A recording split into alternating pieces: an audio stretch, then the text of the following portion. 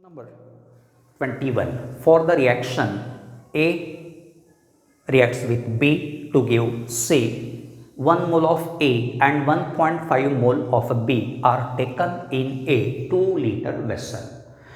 At equilibrium, concentration of C was found to be 0.35 mole per liter. The equilibrium constant of the reaction would be. Now what you are observing here is that options are not given. अभी तक हमने जितने भी questions discuss किए, we have discussed 20 questions till now, उन सभी questions में options दिए थे. All those are the multiple choice questions, ठीक है ना. लेकिन यहाँ पे क्वेश्चन नंबर 21 से क्वेश्चन नंबर 25 तक कोई ऑप्शन आपको नहीं मिलेगा. These are not the multiple choice questions. These are either integer based or numerical value type questions. अब ये जो 5 क्वेश्चंस रहेंगे सेक्शन 2 में, उनका आंसर आप किस प्रकार से लिखोगे. अगर क्वेश्चन पेपर में मेंशन है इंटीजर टाइप, तो your answer would be in between 0 and 9. अगर इंटीजर टाइप मेंशन है तो 0 to 9 के बीच में इंटीजर जो रहेगा वो आपका आंसर रहेगा. But if numerical value type is mention, then आपका आंसर किस फॉर्मेट में होना चाहिए. फॉर एग्जांपल हम लेते हैं 12 पॉइंट, देखिए 2 इंटीजर, 2 डिजिट दिख रहे हैं डेसिमल के पहले, इंटीजर रहेंगे और यहाँ 2 3 डिजिट के बाद 2 डेसिमल प्लेसेस यहाँ सॉरी डेसिमल पॉइंट के बाद 2 डिजिट्स यहाँ लिखना जरूरी है. डेसिमल पॉइंट के बाद 2 से ज़्यादा डिजिट्स अगर आते हैं तो आपको ट्रंकेट या राउंडिंग ऑफ करना पड़ेगा and convert more digits into 2 digits only. इस प्रकार से आपको आंसर नोट डाउन करना है, लिखना है in numerical value type questions. आइए देखते हैं अब इसको कैसे हम सॉल्व करेंगे. This question, this problem belongs to chemical equilibrium. Answer कैसे रहेगा इसका. रिएक्शन हम लिखेंगे A reacts with B to give C. Initial concentration, अब यहां पे भी कोई फॉर्मूला, पर्टिकुलर फॉर्मूला हम यूज नहीं करेंगे, लॉजिकल क्वेश्चन है ये.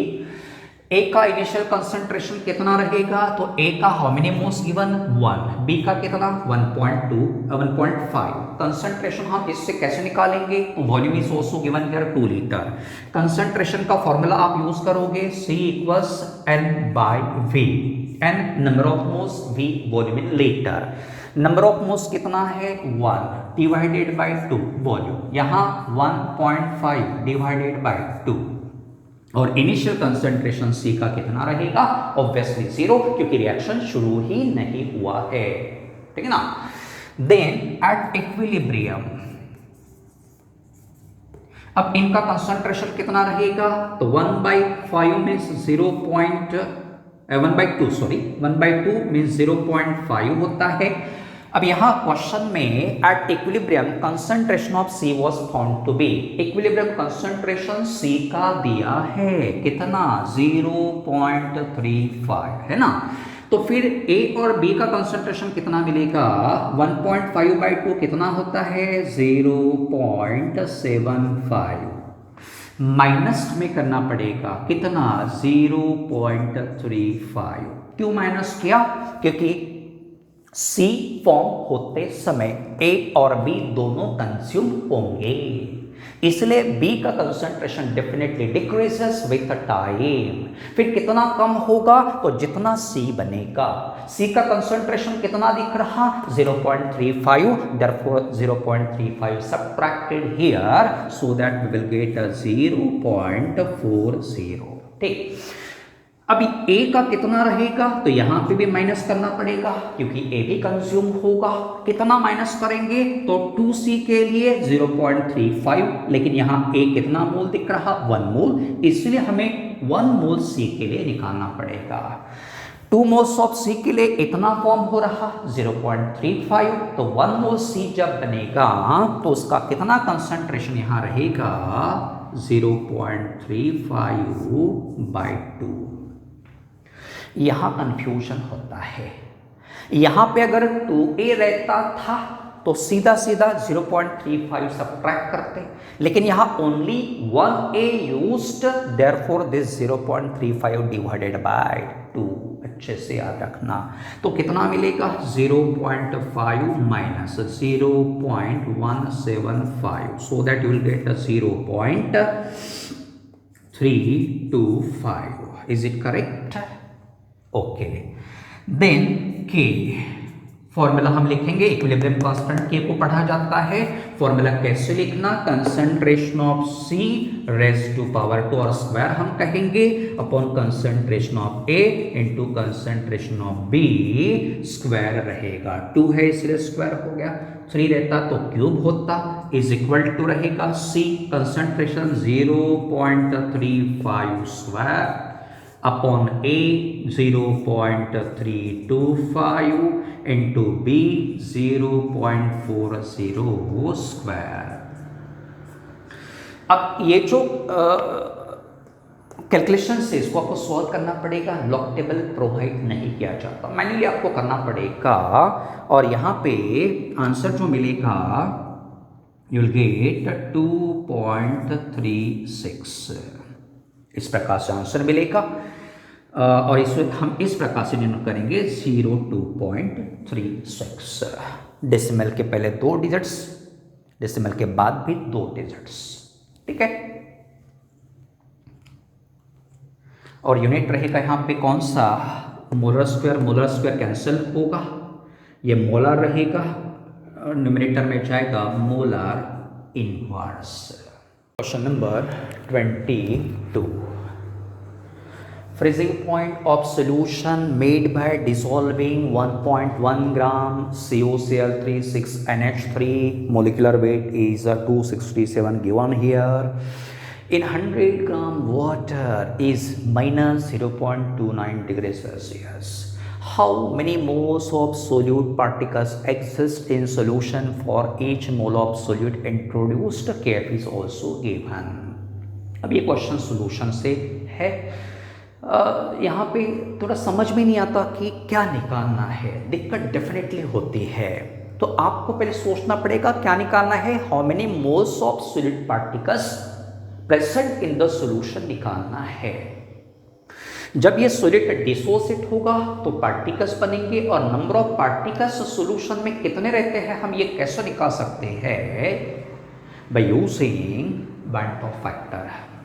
मतलब हमें वैन टॉप फैक्टर ही सीधा सीधा निकालना है।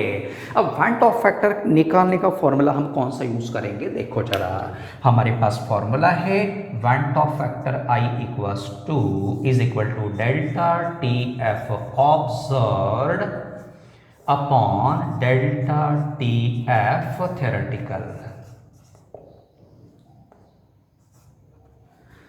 तो पहले हमें डेल्टा TF ऑब्जर्व्ड निकालना पड़ेगा। ऑब्जर्व मतलब एक्सपेरिमेंटल होता है। फॉर्मूला क्या रहेगा? TF not minus TF not freezing point of water 0 degree Celsius रहेगा, minus TF given here, what is the value? Minus 0.29, so that we will get 0.29 degree Celsius.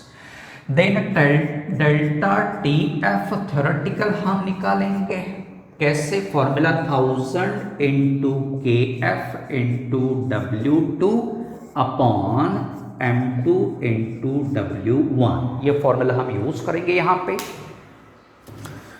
तो देखिए जरा, वैल्यूज पुटअप करेंगे। 1000 into KF is 1.86 into W2 means weight of solute, what is the wait given here? 1.1 divided by M2 is the molecular weight of solute. Solute CuCl3 6NH3 molecular weight is 267 ग्राम रहेगा पर मोल, into W1 is the weight of a solvent used. Solvent का wait कितना दिया है? 100 ग्राम।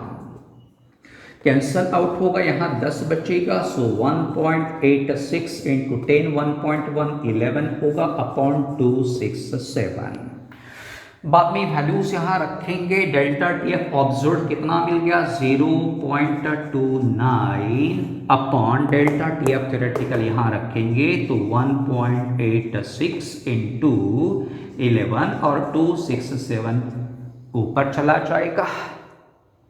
तो यहाँ जो answer मिलेगा सॉल्व करना पड़ेगा आपको, you will get answer here 4, जिसको हम इस प्रकार से लिखेंगे। Now let us move to question number 23. On the basis of information available for a reaction is given here. 4/3 moles of Al combined with oxygen to form 2/3 moles of Al2O3. Delta G0 is also given. इसको पढ़ना standard, gives energy change. What is minimum energy required to carry out electrolysis of Al2O3? Value of Faraday is also given. तो हमें exactly यहाँ करना क्या है, तो we have to decompose this Al2O3 solution first. अब ये Al2O3 का जो सॉल्यूशन रहेगा या लिक्विड रहेगा, सॉल्यूशन हम नहीं कहेंगे, लिक्विड कहेंगे। Al2O3 लिक्विड को हम कैसे डिकम्पोज करेंगे, by passing electric current, process called electrolysis. Therefore, decomposition of a substance by passing electric current through its liquid or solution is known as electrolysis. Electrolysis में हम दो प्रकार के इलेक्ट्रोड्स यूज करते हैं, cathode and anode. Cathode negatively charged, anode positively charged. अब इन electrodes पे कौन से आयंस जाएंगे, तो Al2O3 में दो प्रकार के आयंस होते हैं, कौन से, Al3 positive and O2 negative. तो कैथोड पे कौन सा आयन जाएगा, cathode negatively charged, obviously Al positive will go to the cathode, ठीक है। ये कैथोड पे चला जाएगा और ये एनोड पे चला जाएगा। इलेक्ट्रोड रिएक्शंस कैसी होगी, कैथोड पे Al3 पॉजिटिव जा रहा है, it gains 3 electrons to form aluminium, और एनोड पे O2 नेगेटिव रहेगा, it will form oxygen with the loss of 4 electrons. तो इलेक्ट्रोलाइसिस Al2O3 का होते समय दो प्रकार के प्रोडक्ट्स पता चल गए, aluminium at cathode, oxygen gas is involved at anode. दो में से कौन सा रिएक्शन हमें कंसीडर करना है, कैथोडिक रिएक्शन। क्यों, क्योंकि यहां हमें एक रिएक्शन दिया है जिसमें एल्यूमिनियम इज यूज्ड अप। कितना मोल यूज्ड अप हुआ है, 4/3 मोल। इसीलिए हमें यहां इस रिएक्शन में 4/3 मोल Al बनाना पड़ेगा। इस देयरफॉर हम लिखेंगे यहां रिएक्शन इज। अब यहां रिएक्शन हमारे इस पास इस प्रकार से है, Al3 positive plus 3 electron gives Al। How many moles we have to produce here, 4/3, therefore यहां 4/3, यहां पे भी 4/3 और यहां पे भी हम 4/3 से मल्टीप्लाई करेंगे, so that will get 4/3 Al3 positive plus 4 electrons gives 4/3 Al। n कितना मिलेगा, n stands for number of moles of electrons involved in the reaction. How many moles are involved here, 4, therefore n equals 4। ठीक, फिर हमारे पास relation है कौन सा, delta G0 equals minus NF E0। तो E0 का वैल्यू हम कैसे निकालेंगे, minus delta G0 is given here -827 kilo joule. Kilo joule को जूल में कन्वर्ट करना पड़ेगा, -827,000, ये जूल रहेगा। ये जो वैल्यू आपको दिख रही है दैट इज इन जूल पर mole upon N4 F96500, so that यहां आपको वैल्यू मिलेगा 2 यहां पे देखिए जब माइनस कैंसिल होगा, यस सॉरी यहाँ पे माइनस कैंसिल हो जाएगा, ये माइनस है वो भी माइनस है, तो यहाँ आंसर जो आपको मिलेगा 2.14, जिसको हम इस प्रकार से लिखेंगे, यूनिट रहेगा volt. Question number 24, during decomposition of H2O2 to give oxygen, 48 gram oxygen is formed per minute at a certain point of time. The rate of formation of water at this point in mole per minute is. Section 2 में 5 numerical type question पूछे जाते हैं, numerical value questions पूछे जाते हैं, और इन questions में जो भी यूनिट रहेगा वो दिया जाता है। क्वेश्चंस के आंसर लिखते समय आपको यूनिट लिखने की आवश्यकता नहीं रहेगी, क्वेश्चन में ही यूनिट दिया जाता है, आपको सिर्फ न्यूमेरिकल वैल्यू लिखनी पड़ती है, ठीक है ना। तो यहाँ जो आंसर हम निकालेंगे वो किस में निकालेंगे, मोल पर मिनट में, ठीक। अब कैसे निकालेंगे, तो सबसे पहले डीकंपोजिशन किसका हो रहा, हाइड्रोजन पेरोक्साइड का, उसका इक्वेशन हमें लिखना पड़ेगा। कैसे लिखेंगे, hydrogen peroxide decomposes to produce water and oxygen. बाद में इसके लिए हम रेट ऑफ रिएक्शन लिखेंगे इक्वल्स, अब पहले हम H2O2 को यूज करते हैं, इसलिए यहां लिखेंगे d/dt of concentration of H2O2। H2O2 is a reactant, और रिएक्शन में रिएक्टेंट डिक्रीज होता, कंज्यूम होता with time. Since concentration of reactant decreases with time in the reaction, यहां हम नेगेटिव साइन यूज करेंगे। यहां स्टोइचियोमेट्रिक कोएफिशिएंट 2 दिख रहा है, यहां 1/2 लिखना पड़ेगा। इक्वल्स वाटर को हम यूज करेंगे d/dt of concentration of water, इस प्रकार से हमें लिखना पड़ेगा।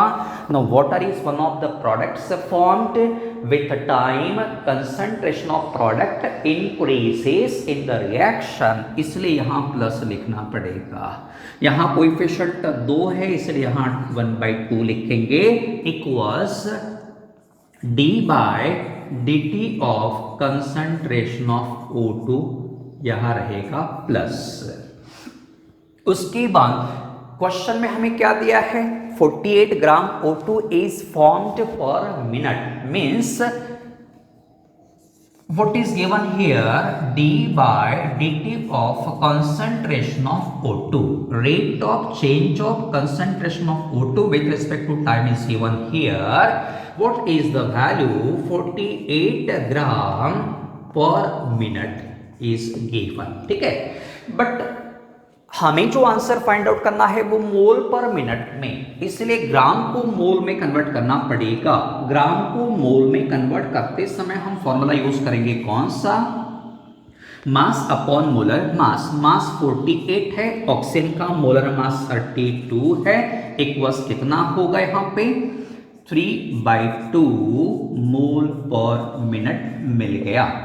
अब हमें rate of formation of oxygen तो पता चल गया, इससे हमें क्या निकालना है, rate of formation of water, इसीलिए हम इन दोनों को यूज करेंगे।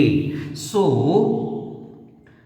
We can write here d/dt of concentration of water, इसको हम रीअरेंज करेंगे, 2 इधर चला जाएगा, 2 into plus d/dt of concentration of O2. So 2 into 3/2, इसका वैल्यू हमें पता चल गया है, कितना है 3/2, इक्वल्स रहेगा 3, तो इसको हम इस प्रकार से लिखेंगे 303.33। Need not to mention the unit here, unit question में ही दिया रहता है जनरली, वही यूनिट यूज करके आपको आंसर फाइंड आउट करना है। Question number 25, how many structural isomers are possible for a compound having molecular formula C4H911? सबसे पहले स्ट्रक्चरल आइसोमर्स का मतलब पता होना जरूरी है। एक एग्जांपल हम लेंगे यहाँ पे,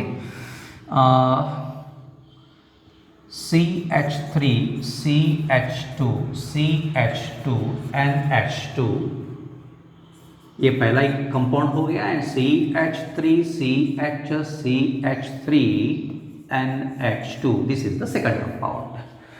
इसका मॉलिक्यूलर फॉर्मूला C3H9N, 3 + 2 + 2 + 2 कितना होगा 9N।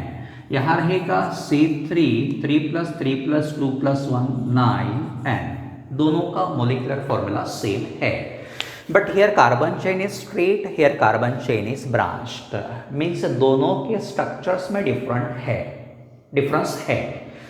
तो सच structures, such compounds having same molecular formula but different structures are known as structural isomers। अब यहाँ हमें क्या लिखना है exactly, how to find out the answer. तो हमें क्या करना पड़ेगा, जो मोलिकुलर फॉर्मूला दिया है कंपाउंड का उसे डिफरेंट वे में अरेंज करना पड़ेगा और कितने कंपाउंड्स पॉसिबल हो सकते हैं वो पता करना पड़ेगा। Now see this compound contains nitrogen और जो फॉर्मूला हमें दिया है C4H11N, इससे हम जनरल फॉर्मूला कैसे निकालेंगे। जनरल फॉर्मूला हम निकालते हैं CnH2n, n अगर हमने 4 लिया, ठीक है, तो H2n 2 4 8 प्लस 3 11 n, इस प्रकार से जनरल फॉर्मूला मिलेगा। ठीक है, this is the general formula for amines. अब कंक्लूजन निकल गया कि जो कंपाउंड हमें दिया है obviously it belongs to amine class. तो हम क्या करेंगे, अमीन्स में 3 प्रकार होते हैं, प्राइमरी, सेकेंडरी एंड टर्शरी। इस कंपाउंड के लिए तीनों प्रकार के कौन से अमीन्स पॉसिबल हो सकते हैं वो यहां लिखेंगे। तो सबसे पहले हम प्राइमरी अमीन्स को लिखते हैं।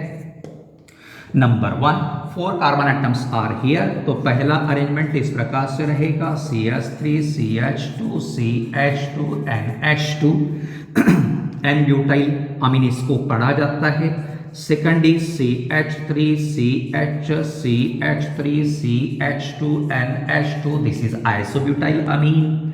Then third is CH3 CH NH2 CH2 CH, this is sec butyl, इसको पढ़ना sec butyl amine. Next is CH3 CH3 CH3 NH2, this is t butyl अमीन।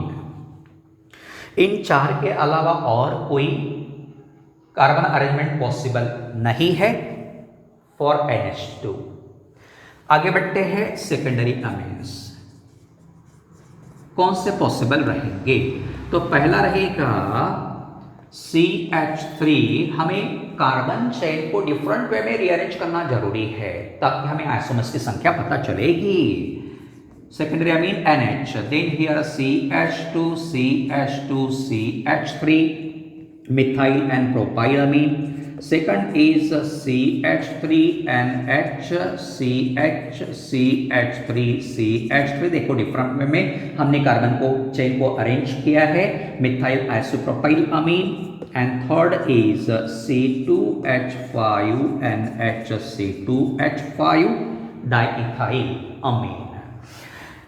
इनके अलावा और कोई सेकेंडरी अमीन पॉसिबल हो ही नहीं सकता। टर्शरी अमीन, अब टर्शरी अमीन किस प्रकार से पॉसिबल रहेगा, CH3 then here N, here CH3 and here C2H5, इसका नाम रहेगा NN डाइमिथाइल इथाइल, और हम ऐसा भी लिख सकते हैं N इथाइल NN डाइमिथाइल अमीन। कॉमन नेम हम इस प्रकार से लिखेंगे। ठीक है, तो अब देखिए यहाँ कितने टर्शरी अमीन्स पॉसिबल रहेंगे, ओनली 1। इसके अलावा और कोई कार्बन चेन का स्केलेटन पॉसिबल नहीं है। तो how many primary amines are possible, 4। How many, here 3 plus here 1, total 8। इसलिए आंसर हम इस प्रकार से लिखेंगे यहाँ पे 0.800।